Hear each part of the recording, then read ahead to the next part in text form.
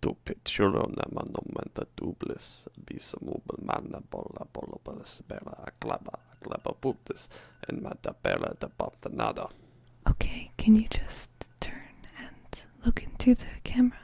Is that all he said? It sounded like he said a little bit more than that. Does he want me to turn from this side, or does he want me to turn from that side? Domo tanko lilu dallas multipass. Chikan good be olai.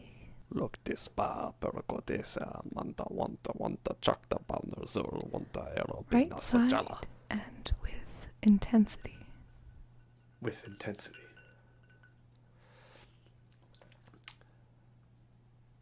Okay, yeah, sure. Alright. Okay. Okay. Suntory time.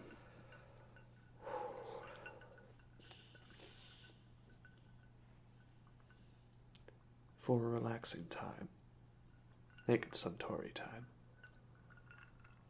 Gato otovitchulo nämä wanta botta tublis en nämä temba tela na papta doktasa.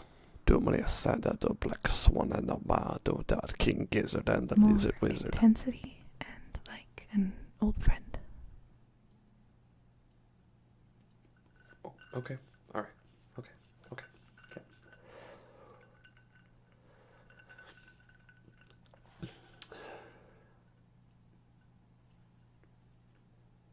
For relaxing times, make it Suntory time. Gato.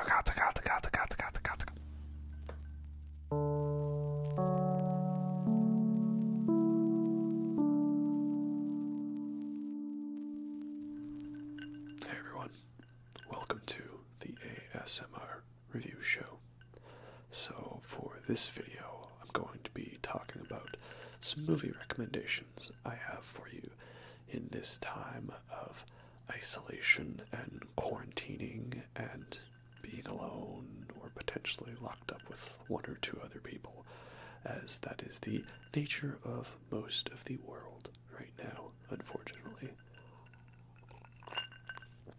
So I decided to have some fun with the intro, because the first movie I'm going to be talking about that's what the intro is based off of. That's a scene from the movie, just my recreation of it with a few artistic liberties.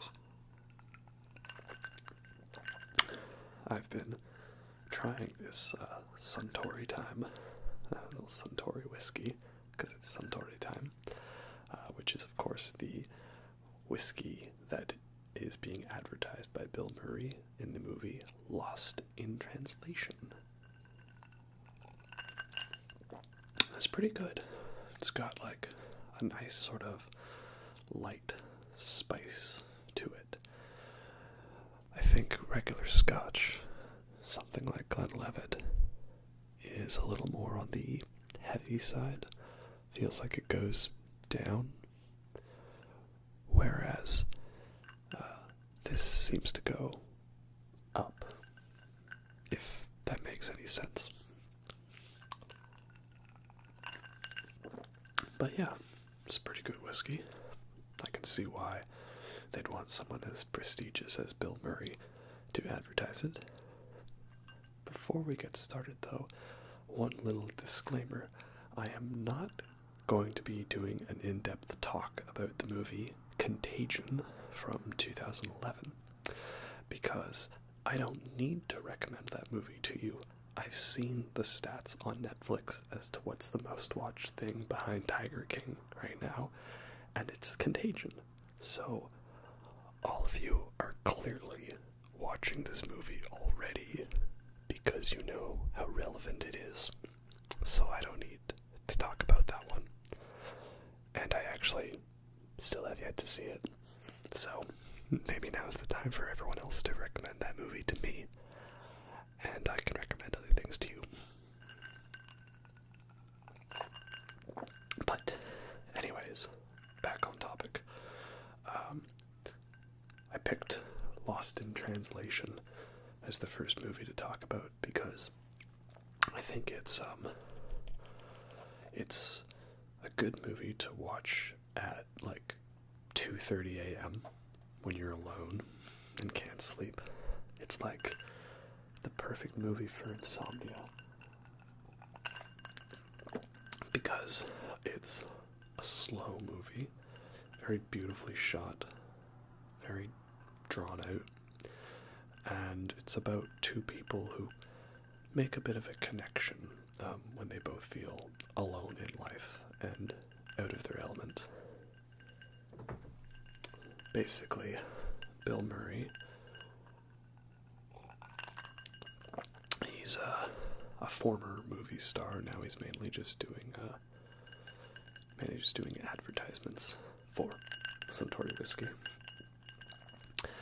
and he's in Japan, specifically Tokyo, doing like a photo shoot and a couple of film shoots. And Scarlett Johansson is the recently married wife of this like photographer who's shooting like bands and stuff like that. And they've just gone to Tokyo. He's there on the business trip, and she decided to go with him. And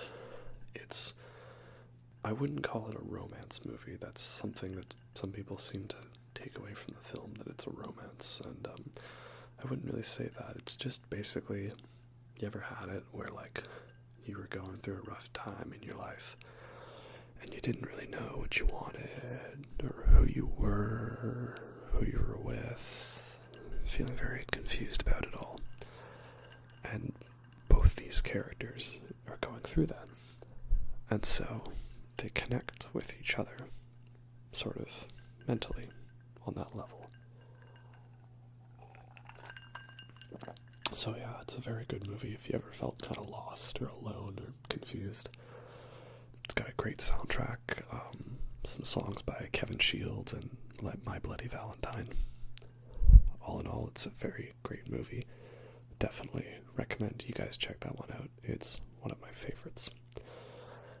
But again, it is a slow one, so best watched alone at 2:30 a.m. That's for sure.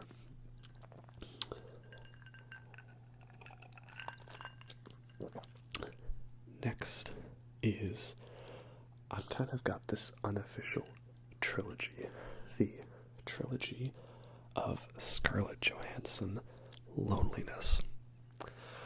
So, Scarlett Johansson's in Lost in Translation, and she is also in the next movie I want to talk about, which is Her, which stars Scarlett Johansson and Joaquin Phoenix.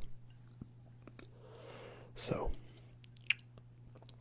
the movie Her is kind of a future sci-fi movie, and it's about this future where technology's become so advanced that we now have artificially intelligent operating systems, and Joaquin Phoenix's character, kind of a lonely guy, doesn't feel like he knows his place in life, and so he gets a new OS, and they are all meant to be customized for the best user satisfaction.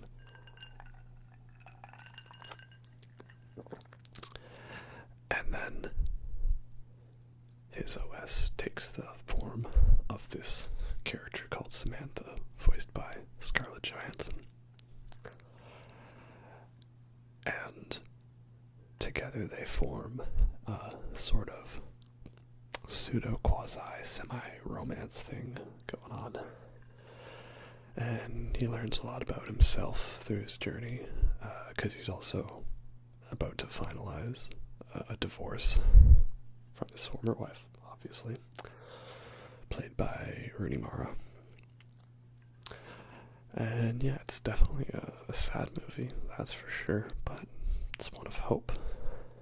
And, you know, the hope to always look for what's best in life that could be right in front of you that you never knew. elements. It's kind of shot similarly to Lost in Translation. It's a different director. It's Spike Jonze, who did Being John Malkovich and Adaptation. Lost in Translation was by Sofia Coppola, redeeming herself from that acting in The Godfather Part 3. And so, yeah, it's a really good one, and I like that it's sci-fi, but there's not too much out of this world technology. It still feels like it could happen in like maybe 5 years, depending on what goes on in the world. So I like that element to it. It's futuristic, but not like way out there futuristic. So it's a pretty cool take on the world. Overall, yeah, it's a really good one. I don't know if I'd call it underrated, because pretty much everyone who saw it really liked it when it came out. But I thought it would get a little more recognition at awards ceremonies, and it kind of got overshadowed by a lot of other films in 2013. But 2013 was a pretty good year for film, that's for sure.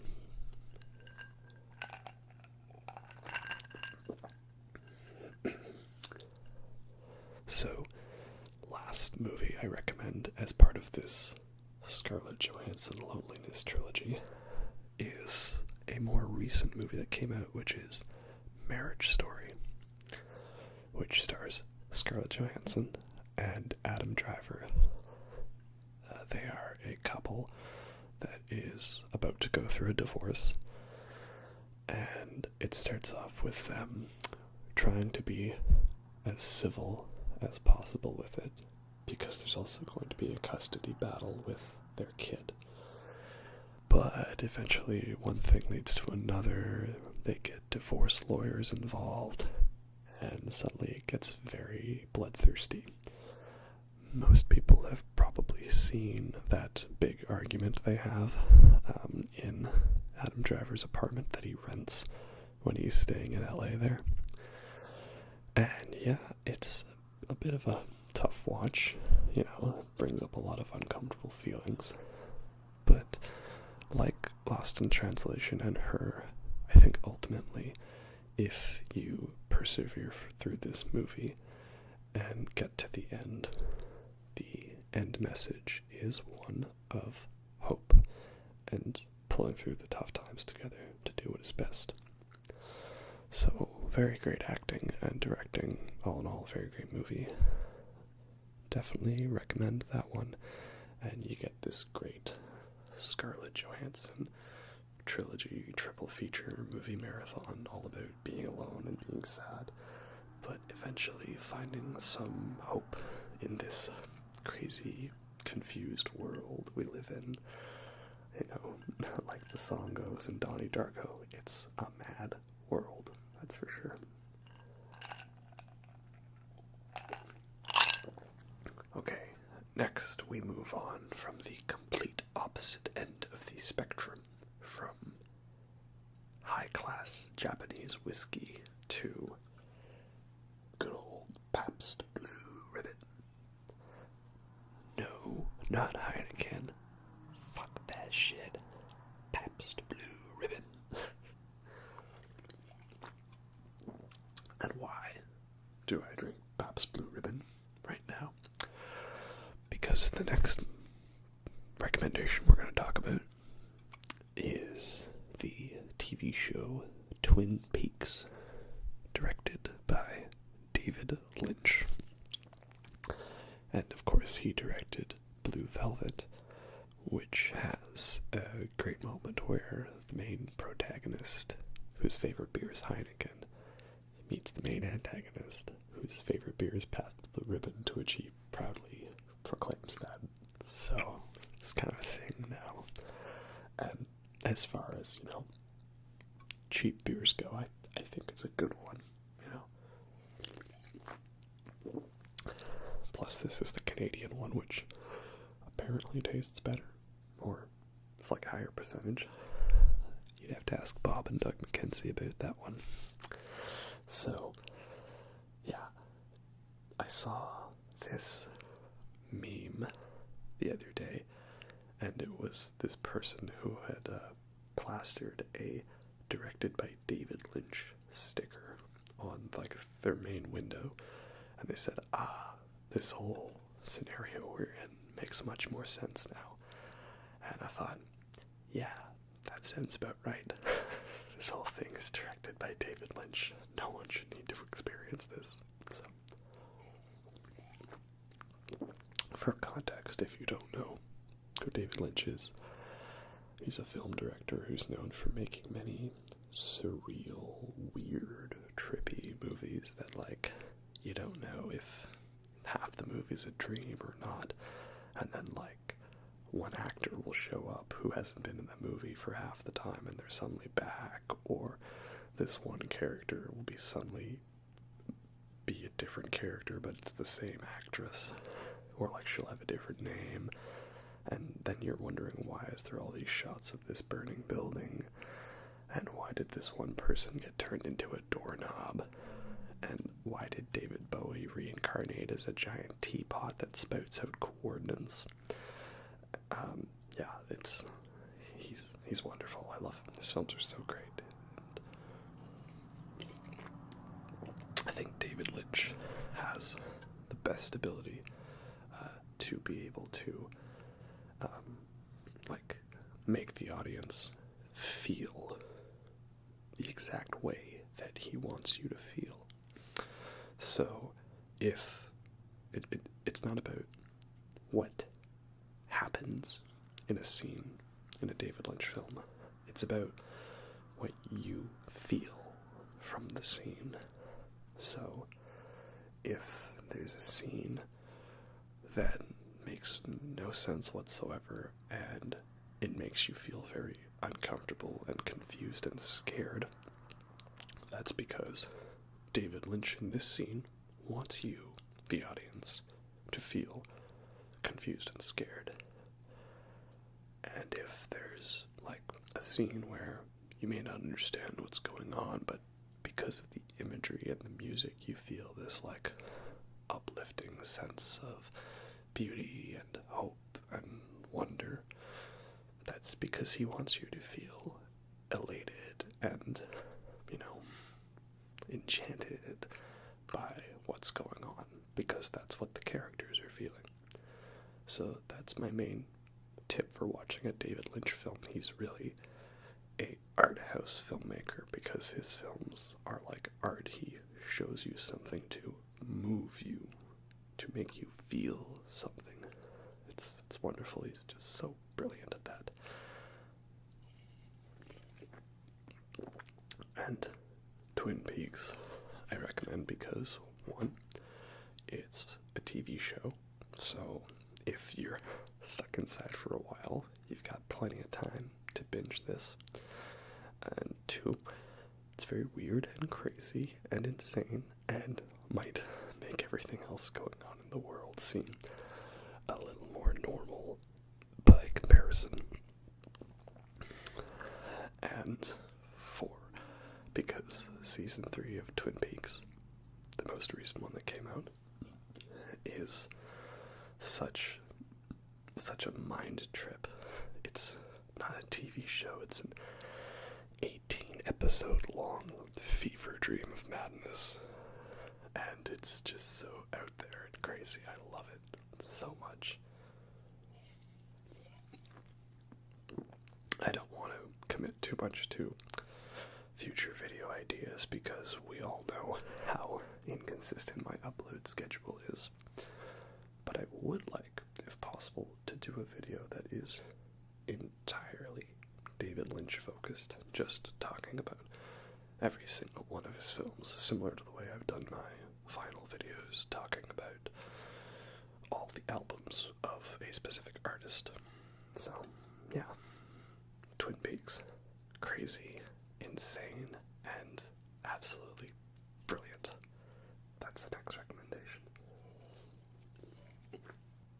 Next recommendation is kind of funny. It's a movie that came out about the same time as Contagion, and it has a virus pandemic thing to it, but it's not the main focus of the movie. It's the backdrop and the plot point that connects the first movie and the second movie in the franchise. And this is the reboot, remake, Planet of the Apes trilogy, starting with Rise of the Planet of the Apes, going forth to Dawn of the Planet of the Apes, to War for the Planet of the Apes. So, this trilogy of movies is just amazing. Like, Planet of the Apes was kind of a bit of a joke at that point before Rise came out, because the Tim Burton one was a little too campy and silly with its, shoehorned in fan service. And then Rise comes along and is like actually a really good movie. It's pretty great. And then Dawn happens and blows your mind at how fantastic that movie is. Like, I had good expectations for Dawn of the Planet of the Apes, but it went above and beyond what I was expecting with that film. So that's just great. And then War for the Planet of the Apes was also really amazing. Not as good as Dawn, but I kind of felt that it got a little overlooked at the time it came out. Like, everyone kind of said, yeah, it's good, it's pretty good, and then moved on. I think that's because they thought with war in the title that it was going to have more action to it. And I would say it's a war movie, but not war as in there's battle scenes. Like, think of how The Great Escape is a war movie, or The Bridge on the River Kwai is a war movie. They take place during a war, but they're about more than just action scenes or fights and explosions. So, really great trilogy all around. Very fantastic. Especially Andy Serkis as the main ape, Caesar, who is played through amazing motion capture technology. Very disappointed that Andy Serkis has not been recognized or nominated or won any kind of Oscar or award with some of his great motion capture performances, like in the Planet of the Apes movies and King Kong and Lord of the Rings. Like, he's really great. He's amazing. He deserves more recognition, that's for sure. The reason why I recommend this trilogy and why it ties into the whole quarantine virus thing that's going on right now is that in Rise of the Planet of the Apes, the scientists at Gentech, I believe is the lab, whatever the main science lab is in that movie, you'll correct me, I'm sure, they're trying to find like a drug to cure Alzheimer's, and in doing so they accidentally create a deadly flu virus called the simian flu. And one of them gets like bitten by a chimp that infects them, and then he sneezes on and infects James Franco's neighbor, who is this pilot. And the mid-credits scene, we see this pilot getting on a plane, and then the end credits show this flight going to one area and all the flights from that area going out to all these other places across the world. Then Dawn of the Planet of the Apes opens with almost the exact same sequence. We see a single plane going to one area, spreading out as we hear news reports of the economy collapsing and governments collapsing and the virus spreading more than anyone can contain it. And yeah, it's a pretty nightmarish scenario. So when I first heard that, well, the coronavirus was spreading insanely fast, I immediately thought of those scenes from Rise and Dawn of the Planet of the Apes. So is it a little too accurate and depressing? Yeah. But everybody's watching Contagion right now, so clearly all you sick people are enjoying watching very relevant movies about this topic. So I'm going to recommend you another one that is a similar setup, and that's the Planet of the Apes remake, reboot trilogy. Because, yeah, that's pretty relevant right now, unfortunately. A couple other ones, so I'll get through a few maybe a little faster, not rant so long. If we're talking movies about being isolated, I've got two really good movies about being trapped at sea. One of which is Das Boot. Das Boot. It's a German movie. And this is a World War II movie about the crew of a German U-boat fighting for Nazi Germany in World War II. And first off, I recommend if you watch it, there's many different versions. There's like the original, the director's cut, and then a version where it was made into a mini-series. The one that I prefer watching is the director's cut, which is about 3.5 hours long. Has a whole extra hour of footage that wasn't in the theatrical cut. The mini-series kind of drags it out to be like a TV show, and like the aspect ratio has been changed for TV, and it's a little overlong in that case, so I wouldn't necessarily recommend it. But if you do end up enjoying the movie and want to see all of the footage that was available, basically, then I'd recommend the miniseries. So, Das Boot, it's, again, a war movie, so you're with this crew on the U-boat, and you're trapped in there with them, and the sound design of, the sea waves moving around them, and the water pressure crushing against the metal of the submarine, and all the pipes and everything, and the motor running. It's this great sound design atmosphere, and it really transports you into this U-boat. Throughout the movie, you get very little of shots of being outside the U-boat. Most of it is filmed inside. So during the trip, you're in there with the crew. And there's a lot of really intense moments where there's an enemy destroyer going above them, and they have to remain completely silent and quiet, and they're just listening to the sound of the boat going over top of them. So it's a very, very intense movie and very well done.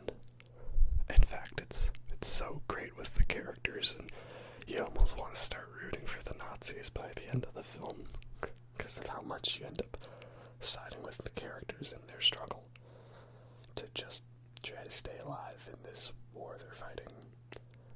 So that's a really good one. The other underwater isolation movie is James Cameron's The Abyss,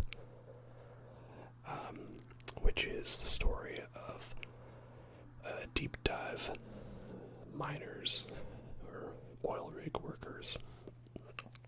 They get asked to help the military investigate why a nuclear submarine mysteriously crashed down on the ocean floor near a trench. And this is right in the middle of the Cold War, so tensions are high that the Russians could be behind it. And I won't say too much because there's lots of really cool twists and turns in the movie. But needless to say, another force besides the Americans and Russians ends up being behind what caused this sub to crash. And it gets pretty crazy and intense in a very great way.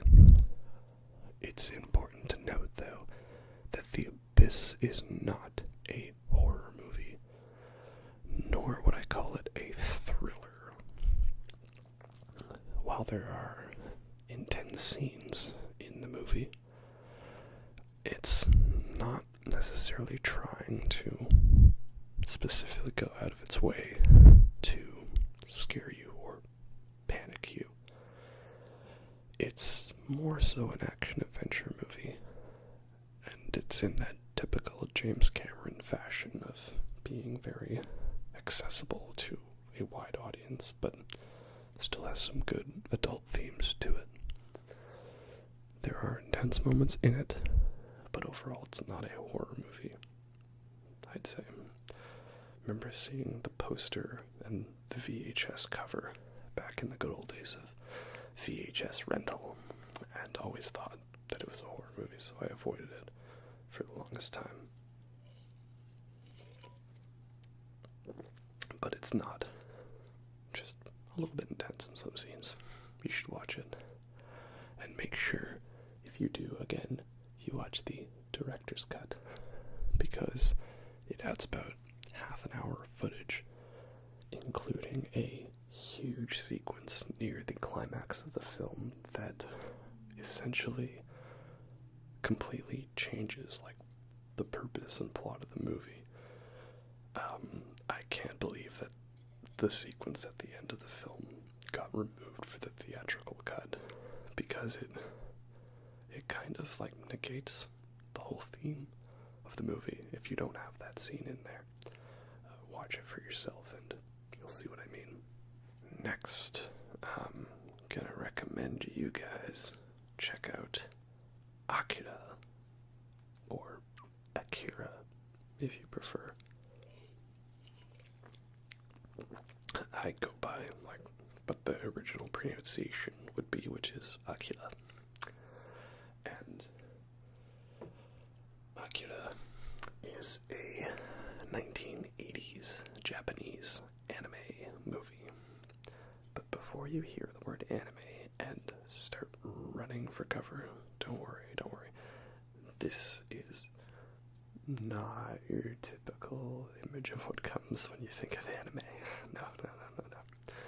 So, Akira is a future dystopian cyberpunk movie where there's a huge class divide and gangs roam the streets at night, and a young boy is accidentally had these psychic powers within him awakened, and he threatens to basically destroy everything in the world if his powers grow out of control and too much for him to handle. And yeah, that's Akira. It's a really crazy movie, and it's very violent, that's for sure. This is the number one movie to prove that animated movies are not just for kids. They can be quite well made for adults, that's for sure. So, Akira's a great one. The movie was very heavily inspired by the look and style of Blade Runner, and had a huge influence on movies like Ghost in the Shell, and then that in turn inspired The Matrix, and a lot of the fight scenes inspired Dragon Ball Z, and the music video for Stronger by Kanye West is inspired by Akira. And that found footage movie Chronicle from 2012 or so, that one is kind of got a similar plot and theme to Akira. So it's a huge influential movie, and the animation is amazing, and it's so great. I know that when it comes to watching anime, there are people who are, the subbed version all the way, original language, and I do of course recommend that, that's for sure. But I will say that the 2001 dub for Akira is actually a really good dub. They put a lot of money into it and got a very great voice cast, and they did a really great job with all the line readings. So if you are someone who doesn't like subtitled movies, and you're casual, check out then the dubbed version of Akira, the 2001 version. Some people who grew up with the VHS tape in the 90s prefer the original dub, but I find that there's a couple lines, very key lines, that aren't necessarily translated properly, and I enjoy it for its retro aspect. Like, it feels like a very old school dub. But if you want the proper cinematic experience, that is a dubbed version. Check out the 2001 dub, that's for sure. I'm recommending this movie because it is the year 2020. Akira takes place in 2019. It's meant to be 31 years after the Third World War, in which Tokyo was obliterated by a nuclear blast. Thus, Neo-Tokyo, this cyberpunk dystopian world, is what is currently there. In Akira, you can see that they are building a stadium for Tokyo to host the 2020 Olympics, which is what was supposed to happen. Tokyo was going to host the 2020 Olympics, which I thought was an amazing coincidence of events. And now, of course, with everything going on, they're delayed until 2021 because we're all staying inside and not interacting with each other. So, yeah, it's going to be a year late, but there still will be the 2020 Olympics in Tokyo. So, Tokyo, Japan, you guys better play Kaneda's theme at the Olympics. If you do not, that is a huge missed opportunity that we will never have another chance to be able to get to. Just make sure you do that. Absolutely. Now, what would a list of movies about isolation be without one of the most claustrophobic and isolated movies of all time? That is John Carpenter's 1982 remake of The Thing. Yes, that is quite the isolated movie, that's for sure. The plot follows researchers in Antarctica who encounter this alien life form that can take over, mimic, and imitate any living creature. And that's the big suspenseful part of the movie, is they're trying to figure out which one of them is the thing. Because any of them could be, and we don't know who it is. It's got some amazing practical effects in the movie. So much disturbing imagery. It's so great. And unfortunately, it got overlooked when it came out. Because it was like, I think, either the same weekend or right around the same time E.T. came out.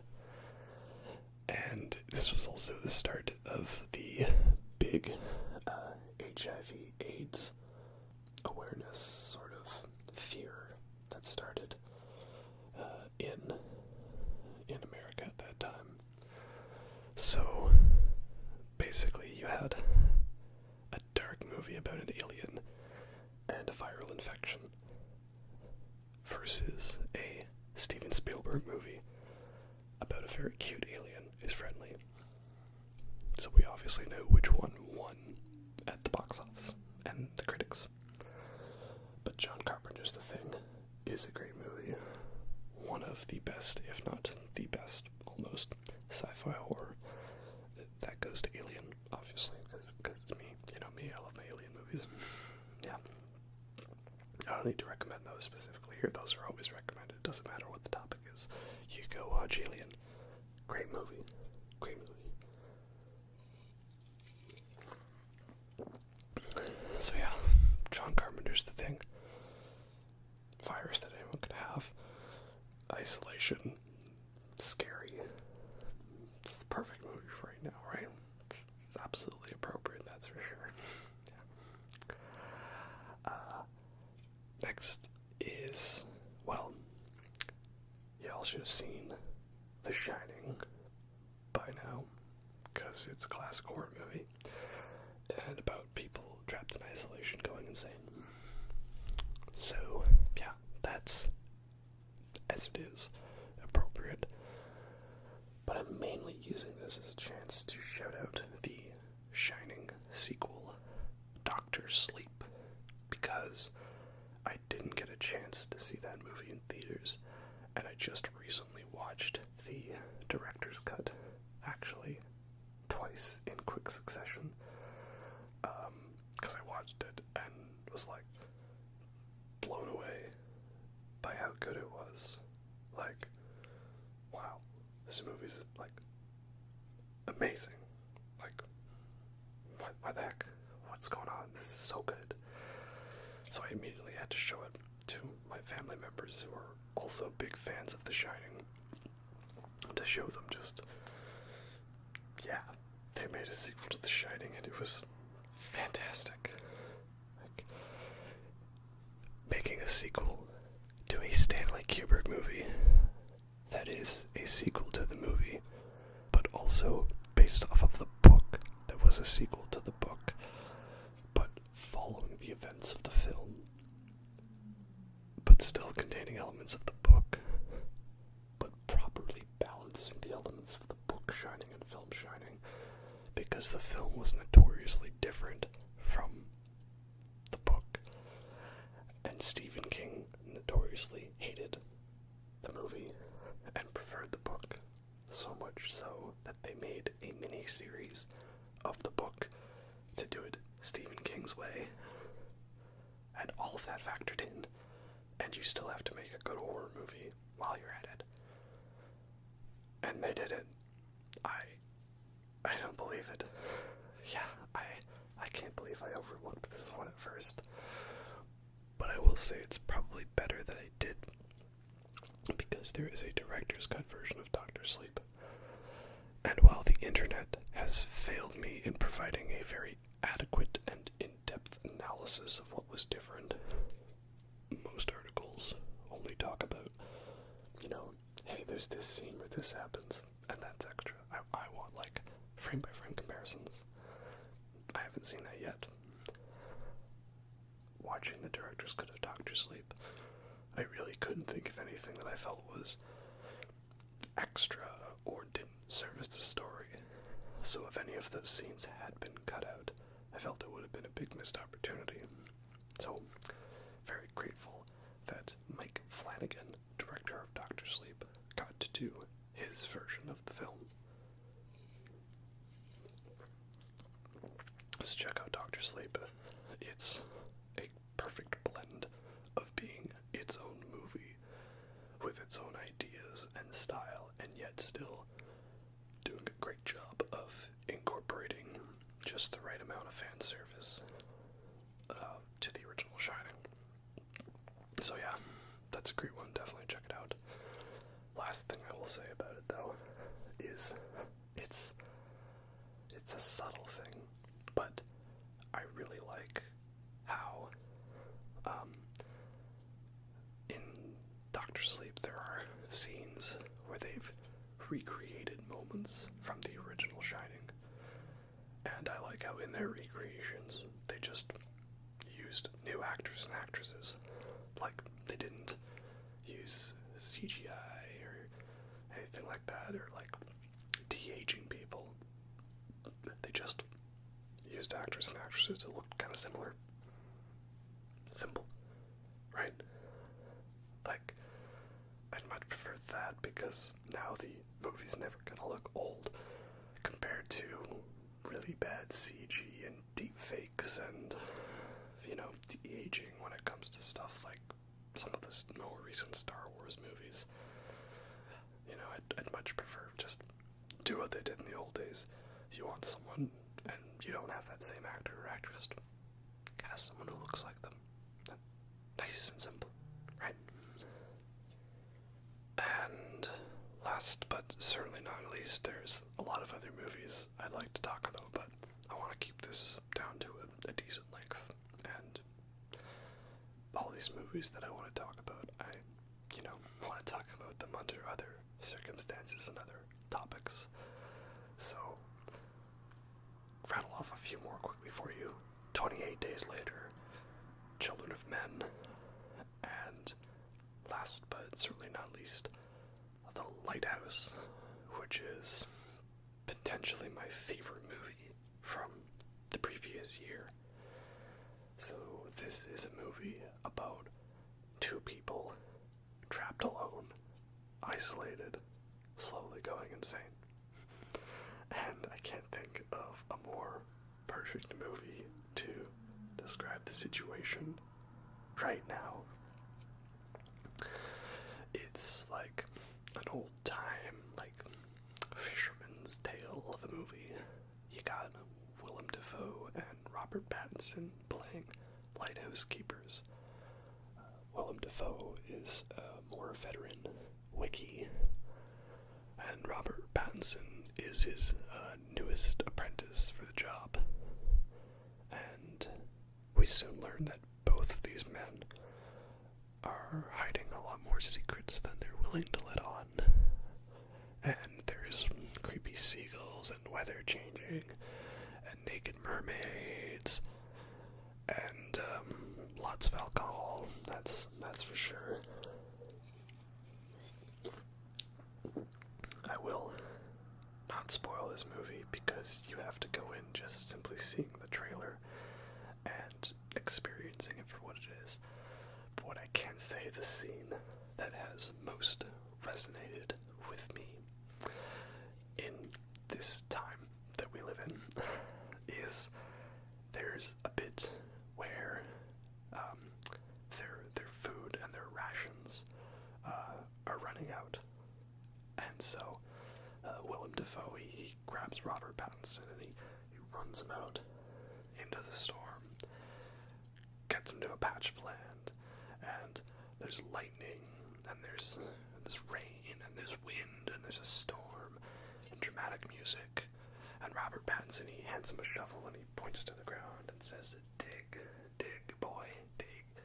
Robert Pattinson is digging, and they're shoveling, and they're quickly moving the dirt, and they're opening up the earth, and finding what's buried beneath, and there's a box, and there's a big crate, and he pulls out the crate, sets it down, quickly cracks it open, and what's inside the crate?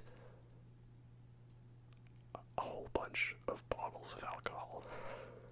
And Robert Pattinson, very grimly, pulls one up, and looks at it, and says, "Oh, rations." So, yeah. Now anytime I've joked about having alcohol for this, I've said, oh right, we need plenty of rations to weather the storm as it is. So yeah, that's mainly all the movies I've got to recommend for you guys for now. Not all of them are happy or uplifting, but seeing as all you cynical people are watching a, pandemic movie based on the times, it seems that you are all into watching movies that very darkly coincide with world events. So hopefully I've given you some more recommendations. I will post a list of these all in the description. You should all go check them out. I hope that you have found some good movies to watch. If you have any with which you would want to recommend to me, I am also looking for plenty of recommendations at this point. Though I am currently kind of addicted to this game, which is set in a post-apocalyptic world where we are all stuck inside shelters as individuals, and the only people who venture outside are delivery people who have to walk from place to place carrying packages on their back, and they never interact with anyone directly. They simply leave the package on the doorstep, and then the person looks it over. And yeah, I'm talking about Death Stranding. I started playing Death Stranding, and it seems pretty appropriate for this time. You know, it was either that or The Last of Us, and they've canceled The Last of Us 2, and everything. So, yeah.